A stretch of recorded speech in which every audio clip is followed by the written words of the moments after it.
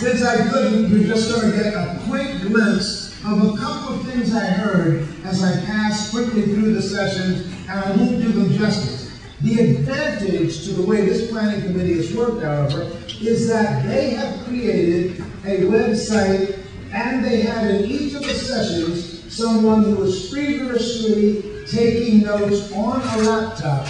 That will be uploaded onto the website, I would imagine, within the next 7 business days or something. No, is that too soon? No, Dave's going on 2 weeks vacation, I guess, within the next 10 business days. All right, and so you'll be able to find out the real detail of what went on, and you can then follow up by contacting any of the presenters that you would like. I'll just say a quick comment from each of them. In Group A, when I was there, they were talking about the importance of not losing the sense of training.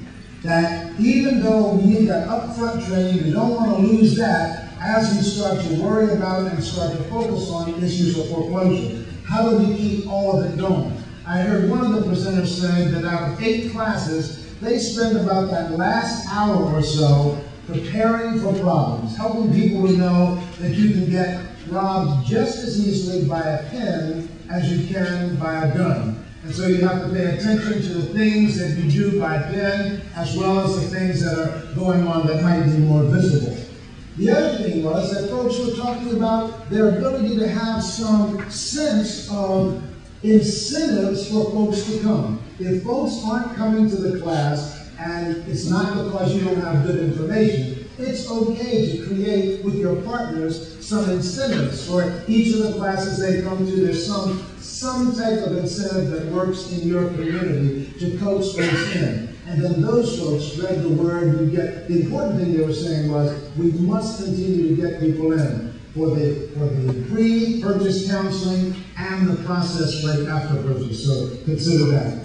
In Group B, when I got there, they were making a transition. So I asked one of the participants, representative from the National Urban League, to say, and I said, give me a couple of the many things that you wrote down. She had written down 2 full pages of notes from the session, so I'm using her notes, and I hope that she was in the session that she said she was in, or else this isn't going to make sense. She said there was communication and conflict and discussion about, should I do phone counseling or face-to-face counseling in Group B?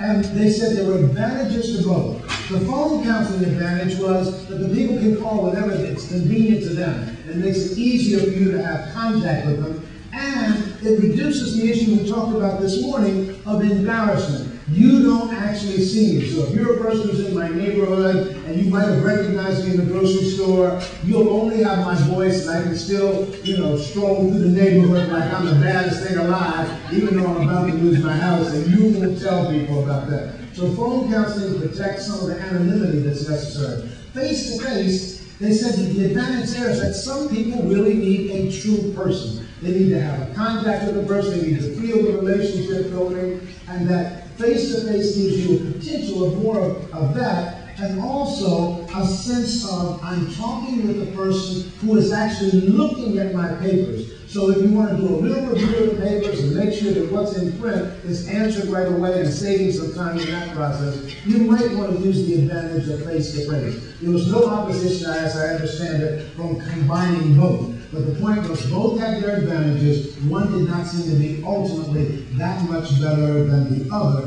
Both were advantageous, or could be, with the right skilled person. She also reported to me that there was a question about who do you hire to be the counselors. Someone in that session had reported that they prefer to hire people who already worked for mortgage companies or who worked with persons who were somehow involved in collection, so they came with the skills. Other people said that once they get that kind of skill, they become too expensive for the nonprofits. So we really have to hire people who don't know anything like that, who haven't had a real job, and who care about folks. But the problem becomes, as I understand it, that it may take 3 to 4 months of training just to bring a person up to the level where they can be of true service to the clients and the borrowers that they're talking about. So it seemed like there was a lot of stress between those. So that's part of what happened in Group B. this evening, tomorrow, when you're talking to people, if they're in Group B, you can find out more. In Group C, I got a quick peek there, and they were talking about the need for information, the more information, because the question was quoted when I came in and said, you know, if we don't have accurate information, our workouts fail. Something like the figure was 50% of the workouts that we do will fail if we didn't have accurate information. And so they were talking about the importance of counseling agencies and others getting the accurate information to them, not massaging it in order to get the result you want, but giving them and trusting them enough to say, here's the real information. Then they had much better success with the workouts that they created. In Group, once again, I know a lot more was done in each of these sessions than what I noticed.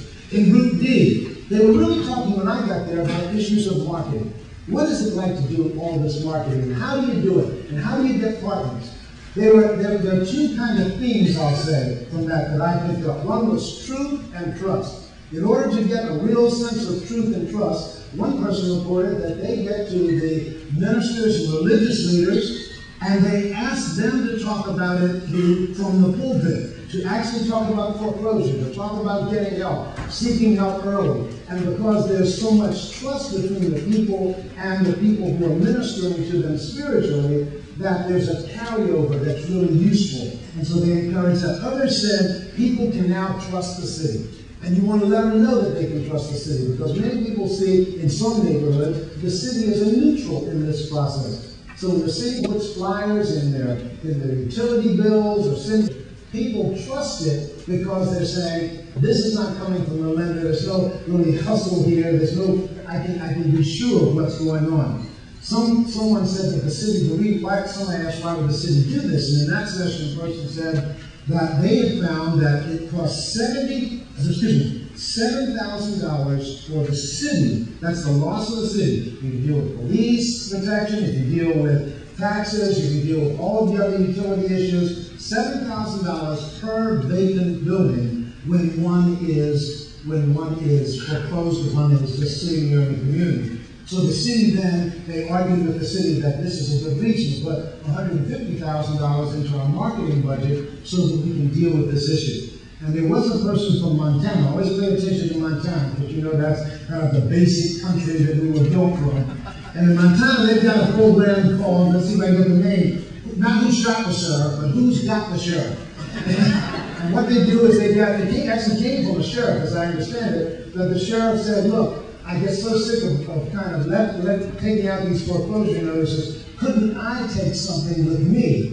And so they mailed it to all the sheriffs, and their whole budget was just mailing it to all the sheriffs in Montana, and a number of them are now taking out reference to the counseling groups as they hand out the foreclosure or the pre-foreclosure notices. So those were examples. Now finally, in Group E, I take a quick pass through there.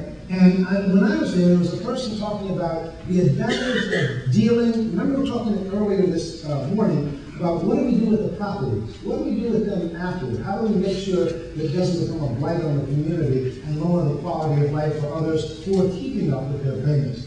And the person said that they had bought 76 houses from HUD, and in a year they had sold 66 of those. They renovated them, and a lot of the discussion was going on, well, what did you do to renovate them?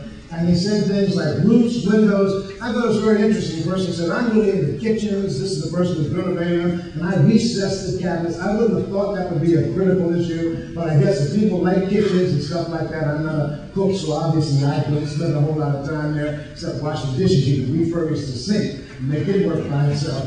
But the real issue was they did some refurbishing, but not just only basic refurbishing. Putting in hardwood floors where they could, all of this, and then they were able to sell 66 of the 76 within a year's period of time. And just last week they got another 27 from HUD, and they're not even worried about it because they're making basic system renovations, plus a few niceties, and they're able to turn them around in the community, and therefore the community doesn't live with blight.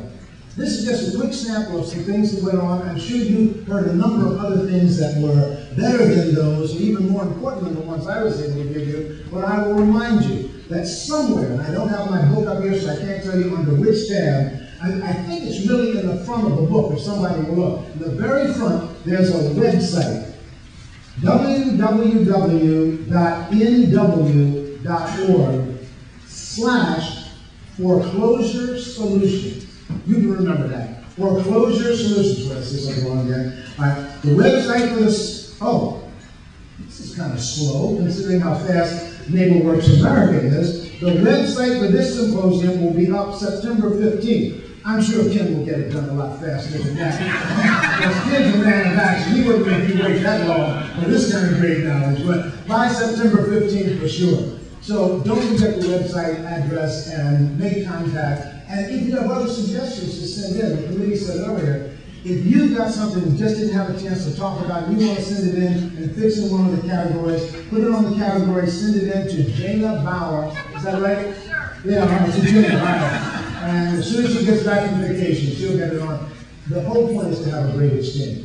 That's a quick summary, and now you're probably wondering, when will we be able to stop and let this panoply of experts who are here on, you can look that up later. That's a Philadelphia Public Schools at work again. Let this panoply of experts that are here begin to respond and tell us something about themselves. The goal here is to take some questions to these experts based on the breadth of what you've talked about. It's not about me questioning them so much, although if you don't ask something, I certainly will ask something, but it's to ask them. Now, the way this is supposed to work is that you're supposed to turn to, I believe it's tab, wait, hold on a second, okay, tab 4, after the pink divider. So get your binders out again, because many times you get these binders, and I know what happens to them. You take them out, it's almost September, the kids get to take them to school as a family. No, this is serious stuff. I know what you've been doing, I've been watching it. I want this to be a binder who's out there to keep this one. Okay. So, tab 4, after the pink divider, you'll see something that says full organizational biography. Full organizational biography. And what they would like me to do is to read to you 2 slides from each of these organizations. I have determined, by working with you during the day, by seeing the level of quality of questions you have, that I probably don't have to do that. But whoever's working the PowerPoint needs to flip those up now, or else you'll be in the wrong place on the PowerPoint slides. So, for example, right now you're reading, if you've gone to tab 4, beyond the pink divider, page 74, this one is paginated, you'll get to learn about Bruce Gottschalk and all the great things that the organization in Chicago does. Now, somebody's probably having conniptions now because I'm not reading everything that's there. But I could read to you, because there's a monitor here, I'm sure this was paid for, so I should say 2003 Home Ownership Preservation Initiative was created, etc. Flip to the next one, please. All right? And they do all of these things, including, don't forget, the learning laboratory and development of policies. Bruce has a number of best practices. I was very impressed that Ken paid homage to Bruce this morning in his opening. Obviously, it's some things he wants Bruce to fund NeighborWorks America now. So clearly, what we've got up here is a representative from Chicago who knows what he's talking about. That's what I'm trying to say. So any questions you have that relate to these issues, you can begin to ask that kind of question, because you know we've got somebody on the stage who can answer 1 or 2 of those questions. Let's go to the next one. We're still in Chicago. Keep moving. Right here, San Francisco. Now we've got the left coast. And we've got housing education programs since 1994. That means over 16 years they've been doing this, and they've survived. And they've got a set of initials. This has got 6 initials. C, SSF. Whatever it is, they do it, and if it's got 6 initials, you know it's got to be real big and tough stuff. This is sophisticated stuff. All right, so you can ask them about that. Now they've got toll-free, nationwide toll-free service. They've got web access. All of these things where you've been sitting there in Montana saying, when will a horse come to take the next message to the people out there? They can talk to you about how to begin to get connected with the internet, with all of the technologies that are there, and how to do outreach for borrowers. All right? Let's move to that one. All right, there we go. We're finished with it. Now we're in Minneapolis. Once again, to the heartland, land of lakes, and of course, the Mall of America. Established a brand, and they got 6 letters, GMACRFC, in 2004. By the way, what does that mean? Would you turn her mic on, please? General Motors Assistance Corporation, Residential Finance Corporation. Okay, very good. So there's a mortgage bank in 2004, and your HPF addresses, what's your HPF? It's Home Ownership Preservation Foundation. There you go. Foreclosure Prevention Business. All right, so anything, you're wondering, do you hear the word foundation? What does that mean to most of you out there? That means anything that General Motors sounds big enough to me. And I will certainly ask the question, but it would be a nice question, you know what I mean? One of those where you can come up later and say, I'd like you to have my business card, your answer is so great. But you definitely want to make contact. So here's a potential foundation person, a person who works with large corporate issues and large mortgage companies. So let's have some questions there also for the Home Preservation Foundation. I hope you're following along in your binder. All right, let's move on. Freddie Mac. I guess we haven't heard from Freddie Mac while we've been here today. So you heard Greg at lunch, you've heard several of you, heard Ingrid this morning, and Jackie will be up here representing Freddie Mac, and she deals with the area where you're really talking about getting out and taking things to the expanding markets. And most of you are representing the expanding markets. So think about what are the uniquenesses of your market. What are the tough things you have to deal with in the newer parts of your market? Those are the only questions Jackie wants. She doesn't want the easy ones about don't borrow trouble. You know that, that's successful. Okay, don't ask those. Ask the tough ones about how do we get into these expanding markets, because for many of you, if you sit still, the market will expand. I do some work in Columbus, Ohio, and Columbus, Ohio has the largest Somali population outside of Somalia.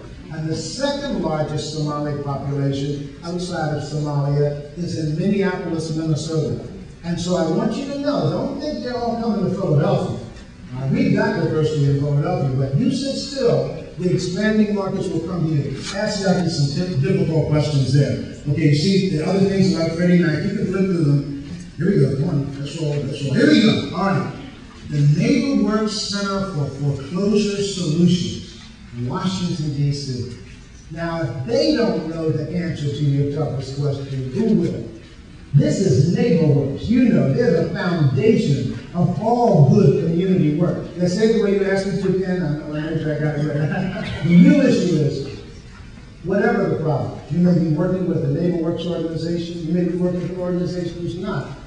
But what are the things that they know that are critical? So let's try to get some tough questions today. I think we've covered everybody, okay? Hope 6, understand, number qualified. Now here are the names of the people, and now the question is, can we get you, while I quiet down for a minute, to come up with any questions for any person who's here? I assume somebody out there on our team has a microphone, because I'm up here, and you don't have to write them down, but these are to be from the audience. I see George standing up, we've got a roving mic, there's a roving mic over here. Whatever you do, don't hand the mic to the person, okay? Hold it in front of them, so when I see them, you just take it away. I've watched no person's got this thing down, and I want to do that program. So here we go. All of this expertise up here, we're talking about sustaining the game. You heard people say, in one of the sessions somebody said, we found out that we were bringing in 700 new homeowners each year. Excuse me, 500 new homeowners each year and losing 750. That's no game. That's no game. So how do we sustain the game? What are the toughest remaining questions? And if they can't answer them, it just means that we, the group, will put them on the website and we'll find the answers from somewhere out there in our community, in our network, in our community. All right, let's have a couple of tough questions. Who's ready? You can direct them to individuals, but not to me. Come on, man, there's one right over here. Come on, George, let's move along. Yes, I'm Marietta with Neighborworks America. I do head up our Center for Foreclosure Solutions with regard to resources for Memphis, and this field for any community across the country. We look at resources in a much more holistic way. I realize that you're looking for an actual check, but we look at it in a variety of ways. One, in terms of just building some capacity at local organizations through some very targeted and advanced foreclosure and loss mitigation training, so your housing counselors have the benefit of understanding that sort of side of the business. So we are offering training in a variety of venues, including place-based training. Place-based meaning you'll take it to them. Right. They don't have to come to one of these. Right, so we'd be looking to take that to Tennessee. In addition to that, not knowing what capacity your particular organization might be, we like to leverage off of what are some national resources. Certainly, Colleen Hernandez and Homeownership Preservation Foundation's 1-800 number that offers 24 hours a day, 7 days a week, housing counseling available for foreclosure intervention is another resource that can be brought to you to provide immediate relief to your home buyers in financial distress. That'd be another resource available to you. We have a very limited amount of financial resources that we're targeting to different hotspots across the country. That's not to say there's any guarantee of that funds. We're looking at sort of leveraging that in various forms. But when we look at resources, we look at it as an entire package, and so that's what sort of we would be looking at. Additionally, once we have the creative for the National Ad Council campaign, we'd like to make those resources available in local communities to help change perceptions, make borrowers in financial distress aware of the resources available to them. So again, it's a much bigger package rather than just solely writing a check. So should they, if they have a great idea, go to their management consultant and say, or the district, and say, look, here's an idea I have, how can I work with you on this? I would say it's a great first step. Certainly the district offices throughout the country is a good entree point to those resources. Yes? I'd like to answer that in Please, please. I was growing the pot. There is not enough money to do the counseling that America is going to need the next year. And I think one of the things we as a community of counselors and mentors need to do is to speak with one voice, not play off as phone counseling better than face-to-face counseling. Counseling is imperative. So I think we say it's a both-and equation. But if we develop solidarity and some consistency and we speak with one voice, that voice needs to go to HUD, it needs to go to Congress, it needs to go to the big foundations, it needs to go to the media.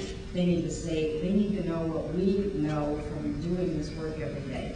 And they need to see a message emanating from us that we'll see with the Ad Council, but the same kind of chorus, the same kind of refrain. If we're all saying the same thing, we develop some power and we become relevant to what the foundations and what the government will fund. And if we do nothing more than walk out of this room today and play a role that is bigger than what we're paid to play.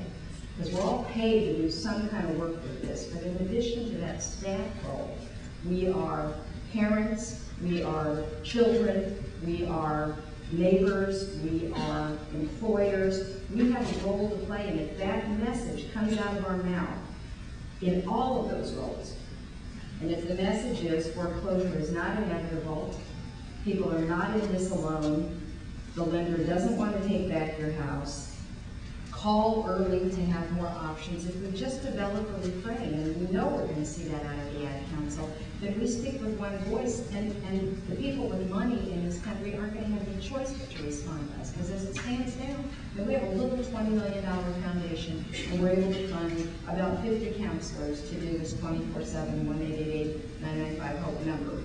That's great, it's a good start, but it's not going to meet the tidal wave of need that we all know is going to come in the next year. So I really think it's imperative that we develop some solidarity and some consistency. It sounds like you're also saying, both indirectly and maybe directly, that since an election is coming up, it doesn't hurt when the person who's being voted on comes to your area to ask the question about, are you supporting funding for foreclosure prevention and acts like that? If we're all asking similar questions to those who are running for office, it might just be that that same voice can have another impact. Yes? I'd like to talk a little bit from the investors. When I think of sustainability, I don't only think about sustainability of homeownership. I see the sustainability, or the economic sustainability of the counseling agencies. You can't do this for free. And I would do service, pay for performance. And in this segment of counseling, what we as investors want to see are an increase in our contact rates, increase in cure rates, decrease in redefault rates.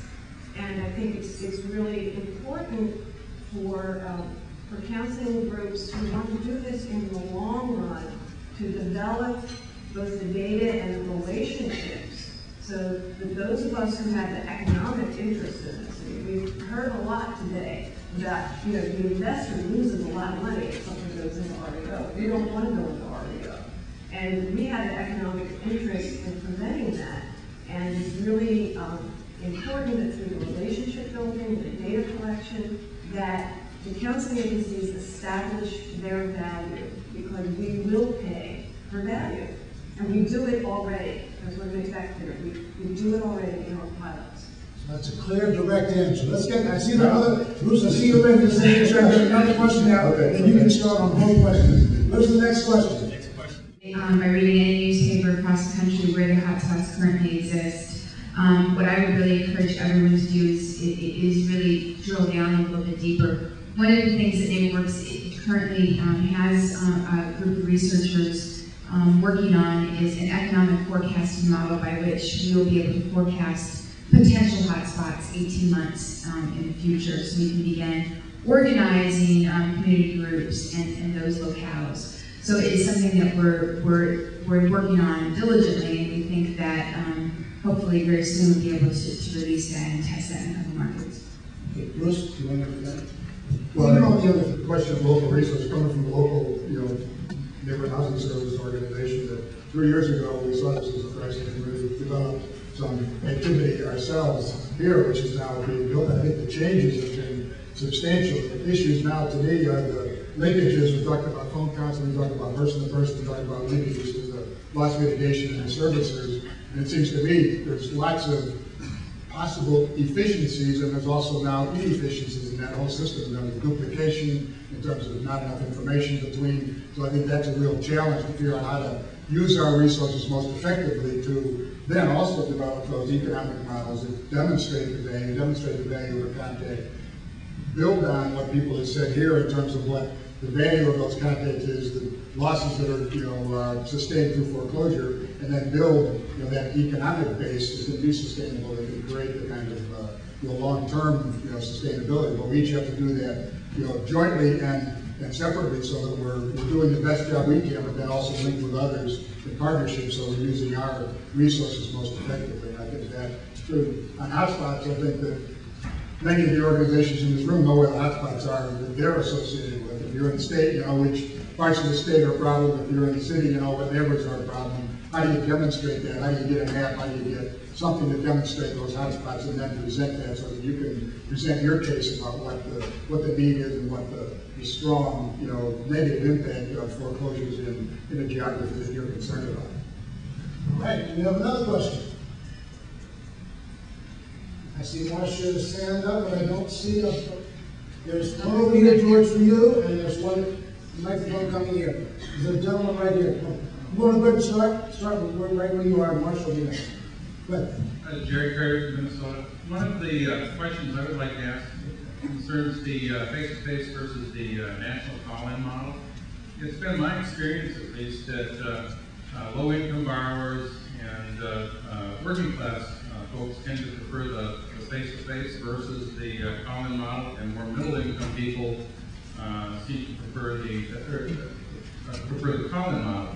I guess this question is for Jackie. In your ongoing studies of both models, have you noticed a difference in class and income? And also, is there a rural and urban split in terms of preferences between face-to-face or call-in? Quite frankly, Hold on for the right side in there. that much. I'm looking at our portfolio as a whole. The early indicators suggest that the phone is more, counseling has been more effective. I think that has to do, quite frankly, with the fact that the person is caught when they're really hot, that they call, when they're thinking of it and they're ready to talk, that there's somebody there who answers the phone and talks to them immediately, as opposed to waiting for the next day to walk into the agency. That's just an assumption on my part, maybe some anecdotal experience. Maybe Rich, you can. Yeah, I think the issue here is Ricardo from San Francisco. the issue is that there's 50% of the people who don't, and we have 4 pilots going on primarily in an outreach is for people who have not called us. We're calling them. So in that sense, these are people who have literally buried their head in the sand, and we're trying to make that contact, engage them, explain what their options are. And again, as you saw this morning, most of those people didn't believe they had any options and are very happy to work with us. So I think it just depends on, and most of our clients are low and moderate income, but it's across the board. We also have people that don't fall into that category, that are in the head in the sand, 50% no contact. Okay, Colleen. Jerry, Jerry here. Okay, thank you. I think you may have heard of some of the research that Michael Collins did in Chicago, and one of the things that he found was it really didn't matter whether it was face-to-face or telephone. What mattered was how long they were in the set, how long they spent at it, and the longer they spent, the better the outcome. So if we can get them, like at the CCRC hotline, if we can get them past 30 or 40 minutes, they're probably going to have some outcome from that session. Optimally, and it has to do with how long you can stay on the phone versus how long you can stay in person. Optimally, if they're about 2 hours, they're probably going to have some results from that. But it wasn't the delivery channel as much as it was the length of the session, is I think what Michael Collins came up with. Bruce, I would think also that ideally the system would be that people could choose. If they call the phone first, and then there's some problem that needs to be dealt with from person to person, you've got the referral and the local linkage to create that person-to-person kind of thing. I think it is clear that there are people calling who are not coming into the office. There also are situations, people coming into our offices that are not calling. So I think having both channels, but then using those channels most effectively and having a system that would accommodate both and be able to respond when people need it, the face-to-face as compared to the phone. So I think both of them can be effective. Okay, now, I just want to let you know what's going to happen. We're going to take 2 quick questions, and then we're going to move you into doing some work for yourself before we close out this session. So you'll do some work at your tables in just a minute, but we have 2 more quick questions. Yes, Marcia. Marcia Nedlin. So this is for Rick and Bruce. Do you have any lessons learned you could share for organizations who are doing a lot in the pre-purchase side and need to really build to scale on the post-purchase and foreclosure intervention side? What you learned as you built to scale on that?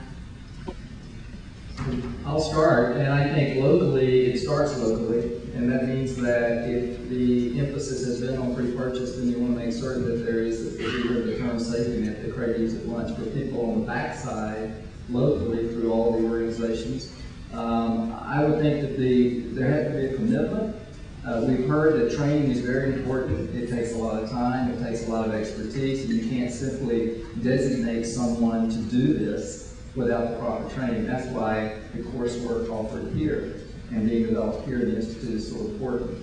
It takes a commitment to be able to reach and provide that service effectively. May I just add a couple of things? I think if people are doing pre-purchase counseling, they have a lot of the understanding and skills, that could be used in the post-purchase and foreclosure intervention piece. I think that we have actually people sharing, doing both pre-purchase and post-purchase. Some people say, well, just specialize in post-purchase, but we find that that's difficult sometimes for the counselors to sustain themselves because it's so difficult. And so doing both pre and post, you get positive vibes from both pieces. I think the other would be the training piece, but then also develop some relationship with loss mitigation people, and there's some in this room. And so that the counselors are having that experience of working with people who are actually doing loss mitigation and servicers, and have that as a practical way of figuring out how to solve pieces and then build that from that kind of experience. Thank you. We have one more question over here, and then we're going to put you to work for just a few minutes. Yes. Hi, I'm Mary Downs, New Hampshire. And one of the things that strikes me is that it seems that the lenders, particularly subprime lenders, are becoming more and more sophisticated at the sales tactics of reaching out to maybe uninformed, desperate existing home buyers with refinances. And I haven't heard much talk today about how we sort of stop the tide of new loans being taken out that are going to be causing problems 12, 18, 24 months down the line from here. Does anyone want to make a comment about that? Well, I'd like to comment a little bit on it, because I think that is a clear problem and concern. I think servicers and people who are in the room who work on the servicing side really are allies in terms of feeding back the negative information about certain products that create problems, for people to stay in their homes. So that figuring out how we can get that information about that performance, about those issues, I think is an important aspect of it. To me, it's got to be the combined efforts of us understanding the system so that we're working together to demonstrate the negative impact of these product problems and origination problems, but also dealing day to day with the issues that arise in the neighborhood. So that there's not an answer to it. Regulation, there's monitoring, there's pieces going on. The industry is doing something on that, but it clearly is it appears could be a real crisis. And I think being prepared to demonstrate negative impact in our neighborhoods at the same time that we're working positively to understand it and do better, I think is a great story to tell, and so then we can move on that. But it's a tough one, and regulation and other things, are clearly things that need to be pursued, looked at, figure out what makes sense. And the industry itself needs to police itself and figure out how to expand homeownership without creating the negative impacts that we're all concerned about. I'm going to ask Colleen to make the last comment on this one. The data really validates what you're talking about. I think the data shows that somewhere around 70% of the 850,000 foreclosures last year were refinances. One of the quotes I read from the Chicago work was a woman who said, the first 6 times I refinanced, it was okay. It was that 7th time it was trouble. So I think we have to take input like what you're giving and make sure when the ad council people do their work that refis are right up there in the message that says, we got to stop this. All right, folks, once again, we've got a panel that's been open, direct, and responded to your questions. Let's hear our lead.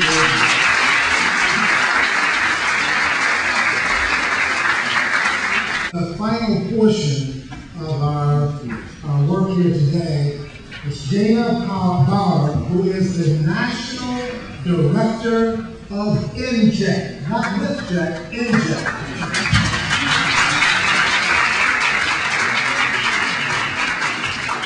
Thanks, Jared. All right, has it been a good day? Yeah. All right, we're glad to hear that. We're glad that you're still here at 3:30 in the afternoon. Thank you very much.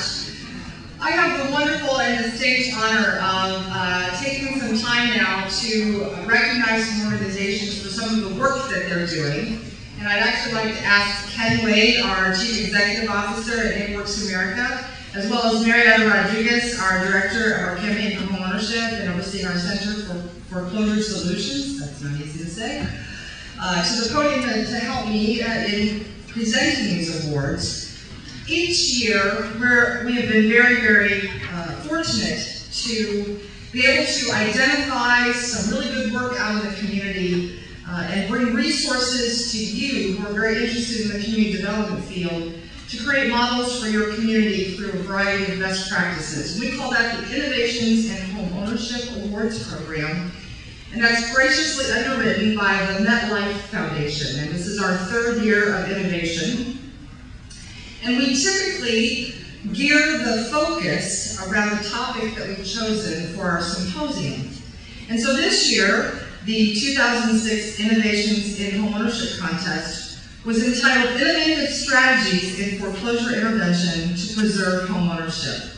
And again, we really thank the MetLife Foundation for their continued support because they recognize that best practices and models are very helpful for us at the local and regional level.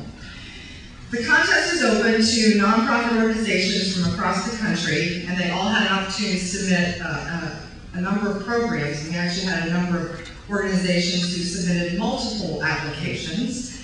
And then there were really 3 categories this year. We actually had 4, and because this is really a trailblazing area that we're finding out today, we had 3 categories where we actually had applications. Let me highlight those for you. That was the Innovative Outreach Marketing Strategy to address foreclosure, the Innovative Early Foreclosure Intervention Strategy, and the Innovative Partnerships to Prevent Foreclosure. Now, all of the awards and the applications were judged using the same criteria. I feel like Deloitte Touche or something out there, right? You know, so one of those guys from the accounting firm is going to come running out. Each entry was evaluated on the following criteria. We looked at cost effectiveness. Was the strategy modest in cost compared to the return on investment? What kind of impact did the strategy provide? Did it actually increase or improve prior results? Did the award actually show innovation that demonstrated creativity or uniqueness? Could you replicate it in other avenues, in other markets? And then we looked finally at the overall effectiveness in preserving homeownership. All right, so here's how that all works. We threw all those numbers into a variety of logarithms, and we coerced a bunch of people to be judges, and they graciously do so. And we had 4 or 5 judges in each category. They're all independent of one another. No one knows what the other one is judging. They all rate each of those categories and come back with a series of ranking, and then based on the ranking, the results were compiled and our award winners were determined. And that actually took place just about 10 days ago, so we're really excited about that. This year, we had the opportunity to actually add an area of awards. So we actually have 4 different awards that we're going to offer. And the first we're going to do is announce by category each level. So we first had a number of honorable mentions. And in the 3 categories, the Innovative Outreach Marketing Strategy to address foreclosures, the Innovative Early Foreclosure Intervention Strategy, and the Innovative Partnerships to Prevent Foreclosure. So let me recognize for the category of Innovative Outreach Marketing Strategy to address foreclosure. I'm going to recommend we make shorter categories next year. I wanted to recognize there's actually a tie in this category. No, I'm sorry, that was wrong. In this particular category, the honorable mention goes to the CCCS of Northern Colorado in Fort Collins, Colorado, for its program, Foreclosure Avoidance Outreach, where the executive director provides guidance to homeowners in the local through the local newspaper in Fort Collins, Colorado. And I don't believe we have a representative here. We don't have a representative for every category, so we just want to highlight them for you. In the category of Innovative Early Foreclosure Intervention, we had a tie for honorable mention. The first was our Neighborworks Waco in Waco, Texas, for their Sustain the Gain post-purchase education program, which is targeted for homeowners anywhere from new homeowners at 3 months all the way to more seasoned homeowners at 10 years. And Roy Nash, the executive director, had to leave earlier today, so we congratulate him. And the second honorable mention in the tie in that category was the McAllen Affordable Homes in McAllen, Texas, who actually was one of our winners last year, for their I should have asked because I don't speak Spanish. La Caria, right? No. Homebuyer education and foreclosure prevention classes. What is it, Angela? La Caria, thank you. Where they actually, I think this is creative. Let's listen to this one.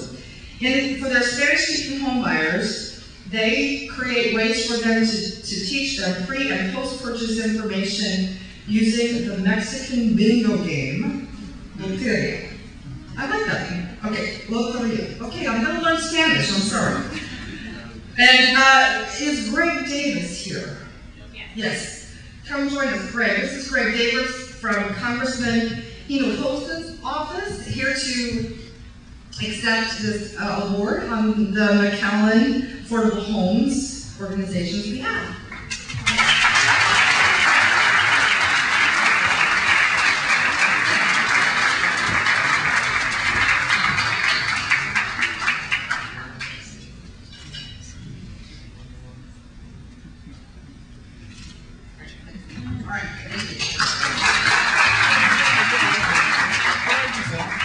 In the third category around honorable mention, we have the Innovative Partnership to prevent foreclosure. And the honorable mention award winner in this category is the Momentum Consumer Credit Counseling Services in Indianapolis, Indiana, for their Indiana Mortgage and Foreclosure Helpline. And I don't believe we have anyone here today, but congratulations to them.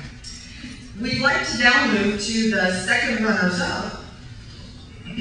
And in the category of Innovative Outreach Marketing Strategy to Address Foreclosures, the award in the second runner-up category goes to the Columbus Housing Partnership in Columbus, Ohio, my hometown, for its program Columbus Foreclosure Prevention Initiative, where a media campaign of public service announcements and radio advertisements promoted a 24-hour counseling hotline. And accepting this is Laverne Price, one of their housing counselors.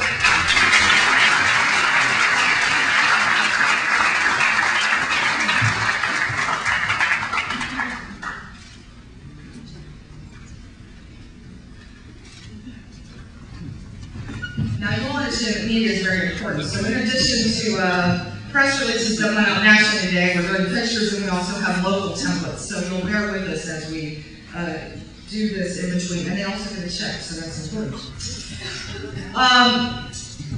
The next second runner-up is the Innovative Early Foreclosure Intervention Strategy, and this award goes to the NHS of Greater Cleveland in Cleveland, Ohio, for its program, the Cuyahoga County Foreclosure Prevention Program. They're working with elected officials to create a strategy to decrease inappropriate mortgage lending, prevent foreclosures through outreach, education, and counseling. And accepting this award today is their board chair, Michael Lisman. Michael.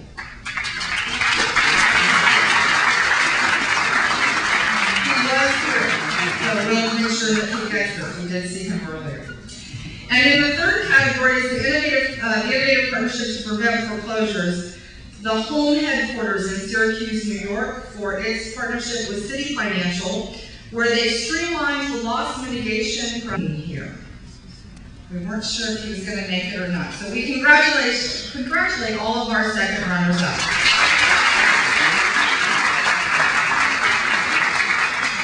On to the first runners-up. In the Innovative Outreach category, we would like to recognize the Pittsburgh Neighborhood Housing Services in Pittsburgh, Pennsylvania for its Equity Protection Program partnership. And I don't believe we have anyone here today. Oh, we do. Yes, we do. Come right on up.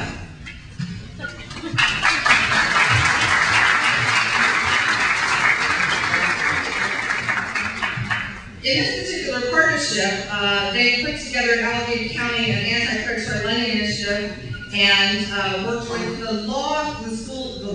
the Pittsburgh School of Law to provide services around contracts. Very important.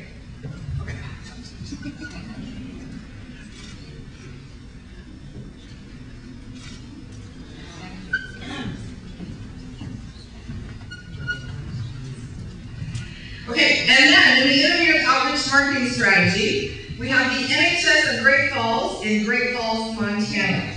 And this is for their statewide advertising campaign where they're doing radio and television ads to encourage homeowners to contact a 24-hour counseling hotline. And it's distributed through the Montana Broadcasters Association to local TV stations and AM radio stations. And accepting is Sheila Rice.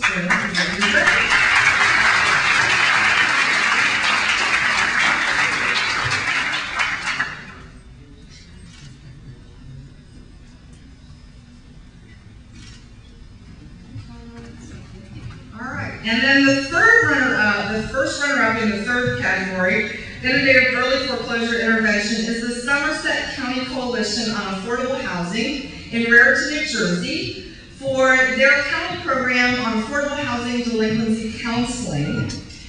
This is where they're actually, the county is through the tax assessors, they've identified a homeowner with delinquent payments, and they're working with Somerset to actually provide intervention services. Accepting it is Diana Cardona.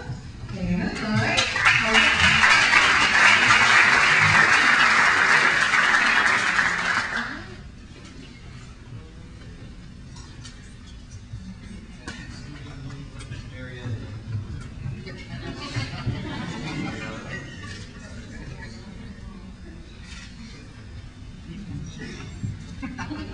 All right.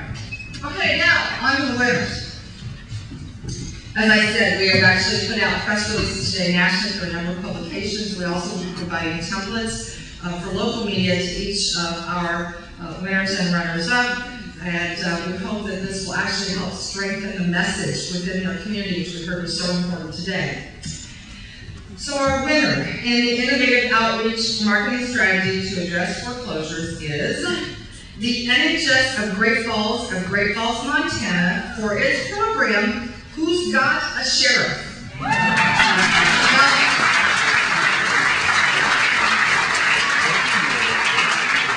This is not I shot the sheriff. This is Who's Got a Sheriff?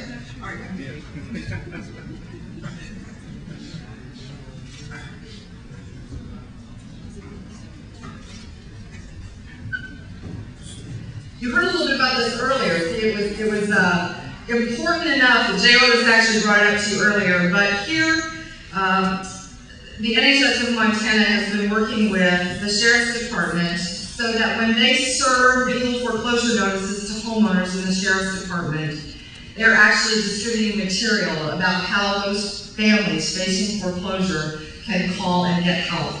And I know that Sheila has shared with us a couple of times that some of the sheriffs just feel so badly that they have to take this bad news to these families who are in tremendous distress and stress, that it gives them actually a positive opportunity to say, there is potential help here, please take advantage of that. Sheila, you want to say anything? You got 2 minutes. I want to say that the Sheriff's Department came up with that idea, and that's all we did was implement it statewide. And really credit goes to our housing counselors in Great Falls for implementing it and every day doing all the hard work they do to get people into homes and to keep people in their homes. Thank you very much.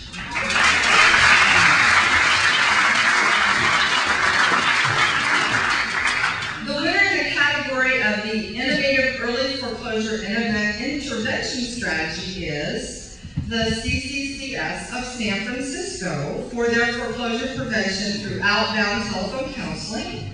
Accepting the award is not an unfamiliar face to you today. Rick Harper, their Director of Housing.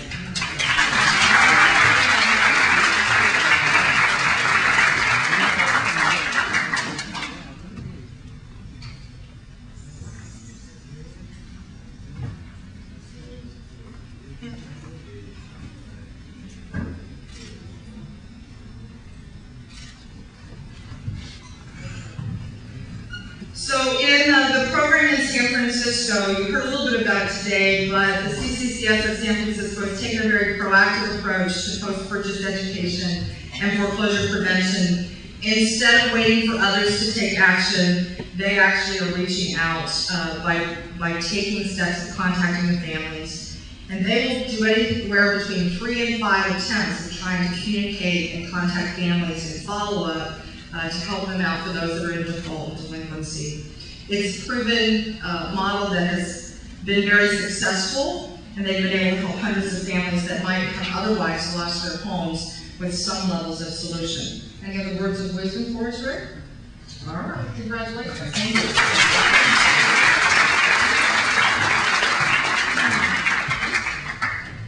And last but certainly not least, in the final category, the winner in the Innovative Partnership to Prevent Foreclosure, we have the Lafayette NHS in Lafayette, Indiana. Yay! For its program, let's see this, the Tippecanoe County Homeownership Preservation Initiative, or HOPE. And here to accept our award is Patricia Stevenson, their Executive Director.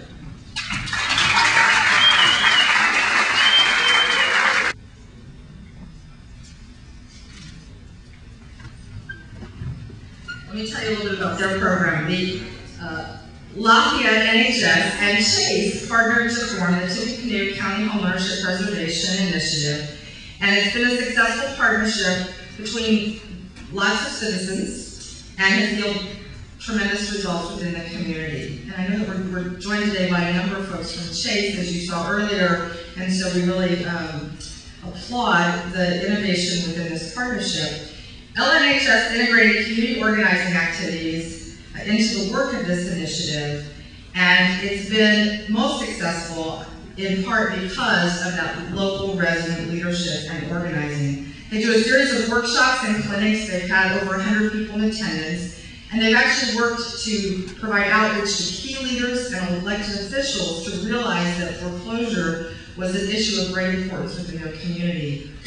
Because of that, they've been able to bring together over 300 different community partners to really affect change within the Lafayette, Indiana community. And they've been able to, through that effort, put together a Don't Borrow Trouble campaign in partnership with Freddie Mac, as well as affect some change at the local level through public policy. So, Tricia, anything you'd like to share with us?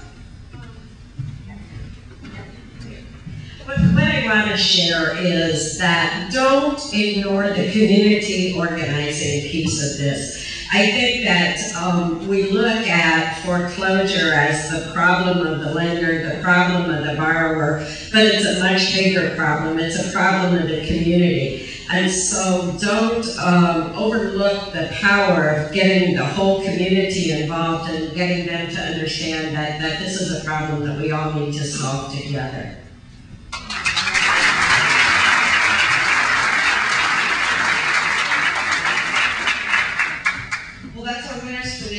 We thank each of you who may have made application and encourage you to stay tuned again next year for a continuation of our Innovations in Homeownership contest. Our thanks again to the MetLife Foundation for their continued support of these awards, but most importantly, we thank you for sharing with us some great models and best practices. And all of the entries that were collected this year for the awards will be able to be viewed in their entirety on our website through a sortable database. So you can actually go there and look at a variety of strategies, one that you might be able to implement at your own local level.